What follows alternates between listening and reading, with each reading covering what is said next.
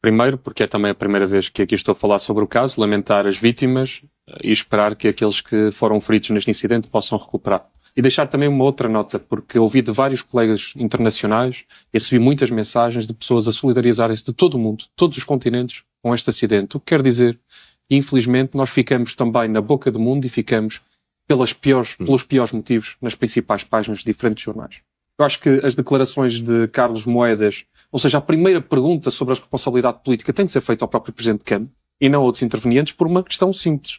Eu lembro-me quando em 2021, salvo erro, o engenheiro candidato Carlos Moedas dizia, a propósito de algo muito menos grave, uma alegação de partilha de dados com serviços russos ou com algum russo, dados da Câmara Municipal, que se deviam extrapolar as maiores consequências políticas e, desde logo, a admissão do Presidente de Câmara, Fernando Medina. Ficou refém dessas declarações. E, portanto, eu acho que é preciso perguntar ao engenheiro candidato Carlos Moedas o que é que o engenheiro candidato Carlos Moedas acha que o Presidente de Câmara, Carlos Moedas, deveria fazer em 2025. E sobre isso, eu acho que a pergunta fica ao próprio. Ainda que nós saibamos que deste governo e de Carlos Moedas são melhores em prestar declarações do que em dar respostas a perguntas de jornalistas. Mas depois disto, eu acho que há duas notas que são muito importantes. A primeira sobre a prevenção. Nós precisamos de adotar um modelo muito mais nórdico naquilo que é a ação perante os acidentes. Se há algo que um acidente nos pode trazer de útil, é a prevenção seguinte para que ele não se repita. Infelizmente, em Portugal, ficamos muito pela rama e muito pouco pela prevenção seguinte. E o segundo sobre a justiça. E a justiça entra novamente no campo da responsabilidade política.